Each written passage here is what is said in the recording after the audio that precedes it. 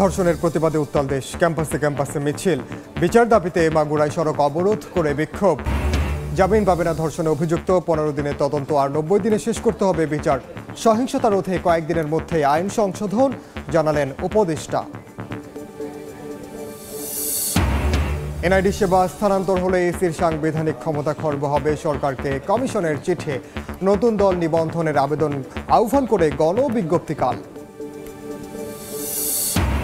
এবার সামিট ও নাবিল গ্রুপের প্রায় 150 কোটি টাকার ব্যাংক হিসাব জব্দ। সাবেক ভূমিমন্ত্রী সাইফুজ্জামানের 102 কোটি টাকার শেয়ার জব্দ। 950 বিঘা জমি ক্রোক।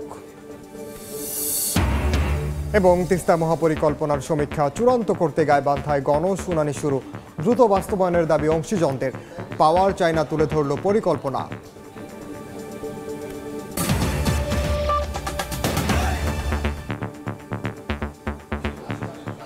জনপদের সময়ের সঙ্গে আছি আমি ওমর ইনার। মাগুরায় শিশু ধর্ষণ সহ নারী নির্যাতনের প্রতিবাদে আজও উত্তাল ঢাকা বিশ্ববিদ্যালয় ক্যাম্পাস। ক্লাস পরীক্ষা বর্জন করে লাঠি হাতে মিছিল ও মানববন্ধন করেছেন শিক্ষক শিক্ষার্থীরা। বুয়েট ও বেসরকারি বিশ্ববিদ্যালয়ের শিক্ষার্থীরাও করেছেন বিক্ষোভ। কর্মসূচি থেকে স্বরাষ্ট্র উপদেষ্টার পদত্যাগের দাবি জানিয়েছেন তারা।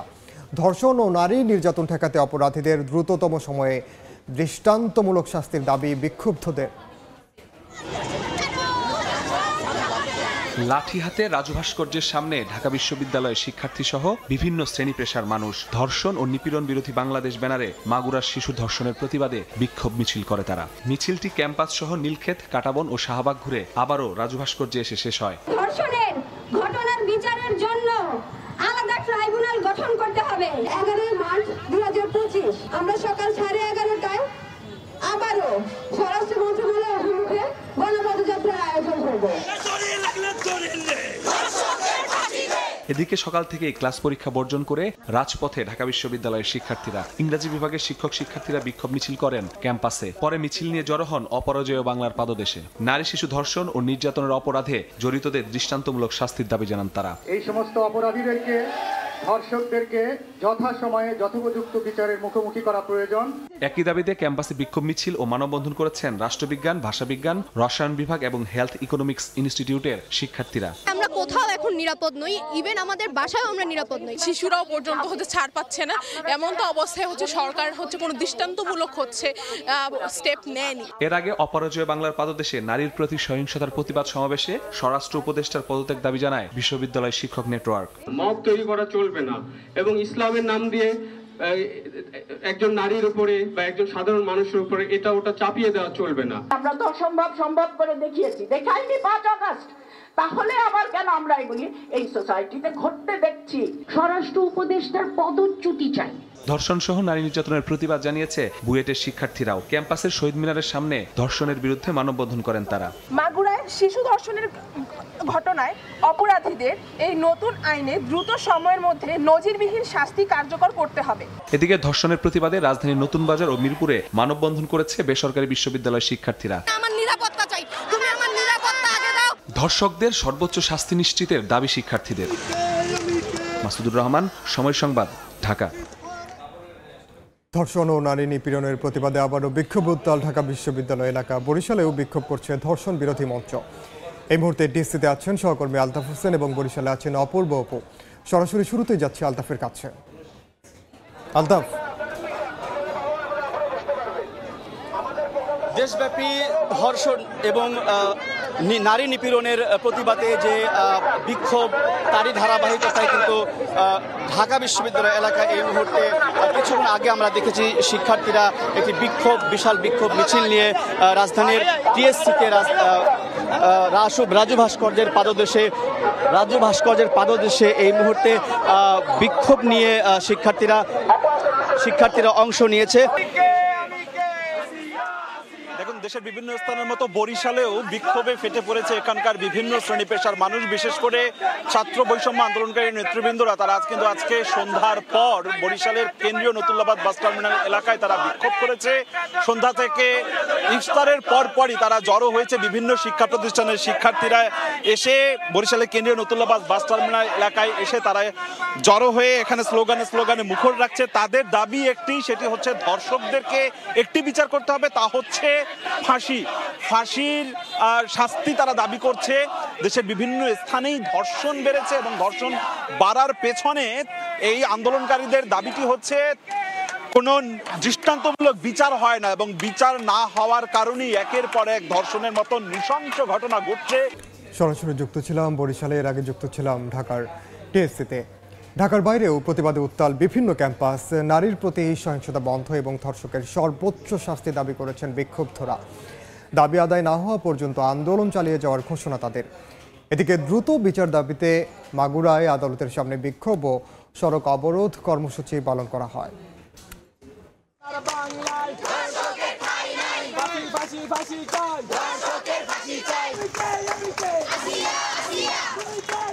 ধর্ষণ নিপীড়নের ঘটনায় উত্তাল দেশ।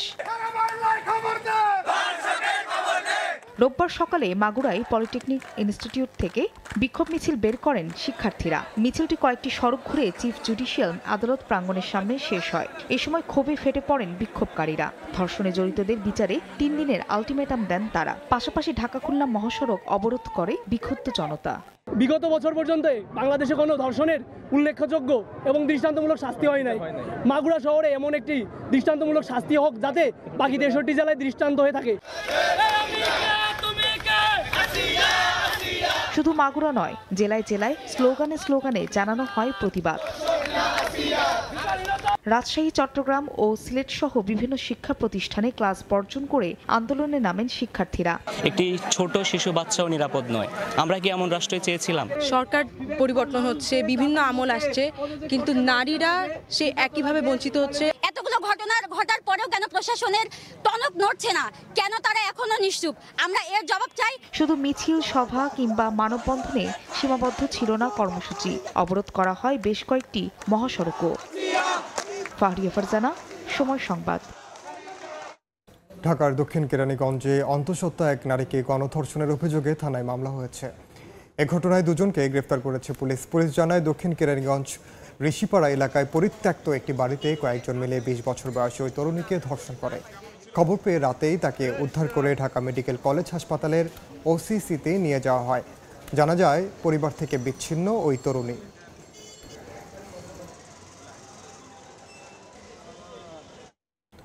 এখন থেকে ধর্ষণে অভিযুক্তরা জামিন পাবেন না। 15 দিনের মামলার তদন্ত এবং 90 দিনের মধ্যে বিচার কাজ শেষ করতে হবে বলে জানালেন আইন উপদেষ্টা। নারী সহিংসতা প্রতিরোধে শিগগিরই আইন সংশোধন হবে বলেও জানান তিনি। এদিকে তথ্য উপদেষ্টা জানিয়েছেন, কারো বিরুদ্ধে অপরাধের প্রমাণ পেলেই গ্রেফতার করা হবে। আর আইন শৃঙ্খলার অবনতি ঠেকাতে শিগগিরই জরুরি হটলাইন নম্বর চালু করা হবে বলে জানিয়েছেন স্বরাষ্ট্র উপদেষ্টা।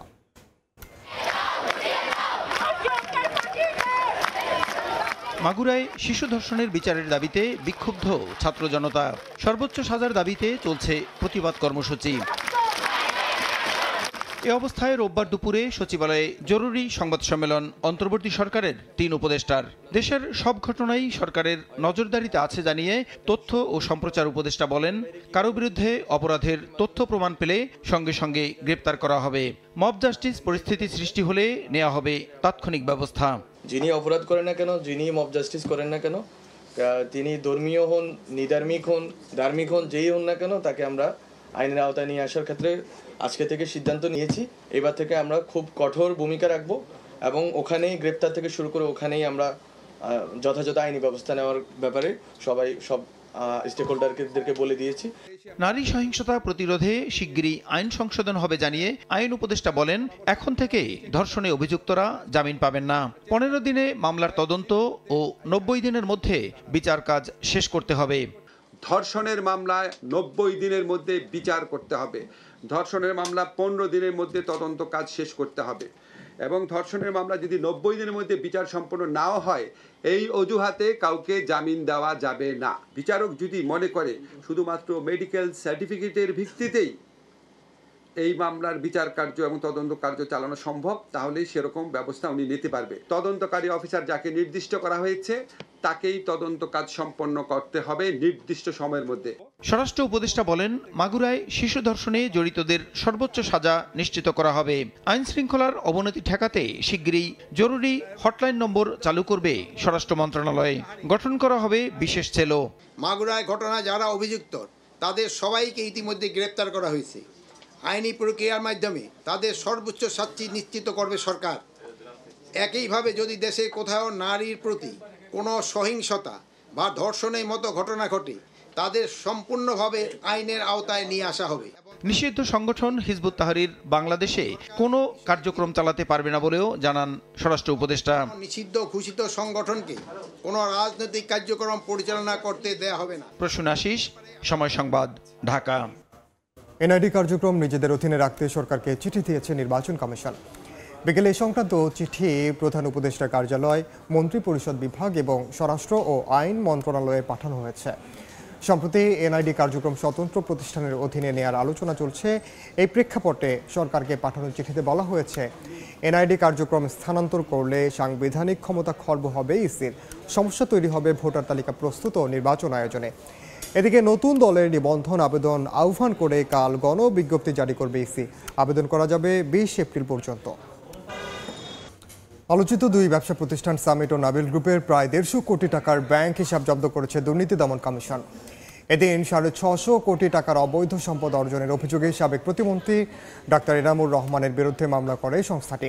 এছাড়া সাবেক ভূমিমন্ত্রী সাইফুজ্জামান চৌধুরীর 102 কোটি টাকার শেয়ার জব্দ ও 950 বিঘা জমি ক্রোকের নির্দেশ দিয়েছেন আদালত। পতিত স্বৈরাচার সরকারের সময় সুবিধাভোগী ব্যবসায়ীদের অবৈধ সম্পদের খোঁজে বেশ জোরে সোরেই অনুসন্ধান করছে দুর্নীতি দমন কমিশন। 11 টাস্কফোর্স গঠনের পাশাপাশি আন্তর্জাতিক বিভিন্ন সংস্থার সঙ্গে চলছে দফায় দফায় বৈঠক। এরই ধারাবাহিকতায় এস আলমের ঘনিষ্ঠ সহযোগী হিসেবে পরিচিত নাবিল গ্রুপের 73টি ব্যাংক হিসাবে থাকা প্রায় 100 কোটি টাকা জব্দ করেছে দুদক। একই সাথে রাজশাহীতে 39টি জমির দলিলে জব্দেরও আদেশ পেয়েছে আদালত থেকে। আবেদনের প্রেক্ষিতে নাবিল গ্রুপের 73টি ব্যাংক হিসাবে 98 কোটি টাকা, দেশগুলোতে যেগুলি অবরুদ্ধ আছে সেগুলি মামলা নিষ্পত্তি না হওয়া পর্যন্ত অবরুদ্ধকৃত অবস্থায় থাকবে। একইভাবে মানি লন্ডারিং এর মাধ্যমে কোটি কোটি টাকা পাচারের অভিযোগে সামিট গ্রুপের 191টি ব্যাংক হিসাবে প্রায় 42 কোটি টাকা জব্দ করা হয়েছে। এদিন মামলা হয়েছে সাবেক দুর্যোগ ও ত্রাণ প্রতিমন্ত্রী ডাক্তার এনামুর রহমানের বিরুদ্ধেও। সামিট গ্রুপের 191টি ব্যাংক হিসাবে 41 কোটি টাকা অবরুদ্ধ করার নির্দেশ পাওয়া গেছে আদালত থেকে। টাস্কফোর্সগুলো আমাদের গঠন করা হয়েছে, বিভিন্ন 11টি টিম আপনারা জানেন, সেই টিমগুলো কাজ করছে, অনুসন্ধানে এখনো শেষ হয়নি।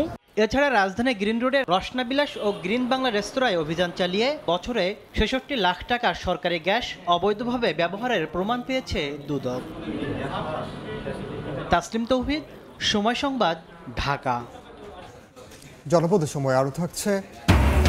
এর সামনে রেখে দর্জি বাড়িতে ফের চাহিদা অনুযায়ী পোশাক বানাতে ব্যস্ত কারিগররা। সিলেটে মণিপুরি পোশাকের দোকানে চলছে বিক্রির প্রস্তুতি। ঈদ কেনাকাটার খবর।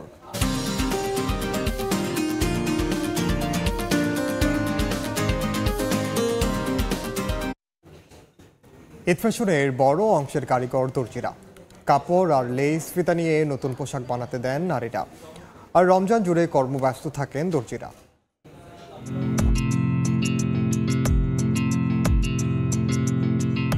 রং বেরঙের নানা ডিজাইনের লেস, একটু ভিন্ন আঙ্গিকে পোশাক বানাতে লেসের জুড়ি নেই। নতুন নতুন ড্রেস বানাবো, তার মধ্যে লেস লাগাবো। একটু আগে আগে যদি আমরা বানাতে দেই তাহলে দেখা যায় যে একটু সুবিধা হয়। বিক্রেতারা বলছেন এই ঈদে অনেক নারী ক্রেতাই পাকিস্তানি পোশাকের ধাঁচ আনতে বেছে নিচ্ছেন বিভিন্ন কারুকাজের লেস।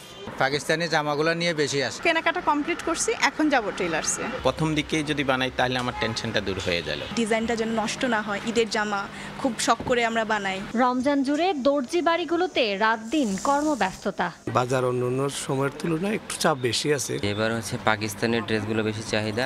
রমজানের দ্বিতীয় সপ্তাহ গেলে অনেক দর্জি বাড়িতে পোশাক বানানোর ফরমায়েশ নেওয়া বন্ধ হয়ে যায়, তাই এখনই তোড়জোড় চোখে পড়েছে। ইয়ানুর শিফাত, সময় সংবাদ, ঢাকা। প্রথমবারের মতো তিস্তা মহাপরিকল্পনার সমীক্ষা চূড়ান্ত করতে অন্তর্বর্তী সরকারের উদ্যোগে উত্তরের জেলা গাইবান্ধায় শুরু হয়েছে গণশুনানি। দুপুরে জেলা প্রশাসক হলরুমে এই সভা হয়। চীনের পাওয়ার চায়না কোম্পানি এবং পানি উন্নয়ন বোর্ডের সদস্য সহ উপস্থিত ছিলেন নদী পাড়ের বাসিন্দারা। এছাড়া তিস্তার অধিকার নিয়ে কাজ করছে এমন সংগঠনও। পাওয়ার চায়না কোম্পানি তাদের সমীক্ষায় তুলে ধরে প্রকল্পটি বাস্তবায়িত হলে বন্যা ও নদী ভাঙন রোধ সহ জীববৈচিত্র্য ও আবাদি জমি রক্ষা, শাখা নদী উদ্ধার, পানি সংরক্ষণ, সড়ক ও স্যাটেলাইট টাউন গড়ে উঠবে। ফলে তিস্তা অববাহিকায় ব্যাপক অর্থনৈতিক বিপ্লব ঘটবে। পরে অংশীজনরা একাধিক বাঁধ দিয়ে ভারত কিভাবে তিস্তাকে গলা টিপে মারছে তারও তীব্র সমালোচনা করেন। অন্তর্বর্তী সরকারের সময়ে মহাপরিকল্পনা বাস্তবায়নের উদ্যোগের দাবি তোলেন তিস্তা অববাহিকার বাসিন্দারা।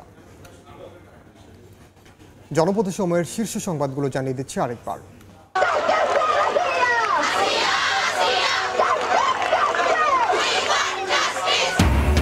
ধর্ষণের প্রতিবাদে উত্তাল দেশ, ক্যাম্পাসে ক্যাম্পাসে মিছিল, বিচার দাবিতে মাগুরায় সড়ক অবরোধ করে বিক্ষোভ। জামিন পাবে না ধর্ষণে অভিযুক্ত, 15 দিনে তদন্ত আর 90 দিনে শেষ করতে হবে বিচার। সহিংসতা রোধে কয়েকদিনের মধ্যেই আইন সংশোধন জানালেন উপদেষ্টা। এবং এনআইডি সেবায় স্থানান্তর হলে ইসির সাংবিধানিক ক্ষমতা খর্ব হবে, সরকারকে কমিশনের চিঠি। নতুন দল নিবন্ধনের আবেদন আহ্বান করে গণবিজ্ঞপ্তিকাল।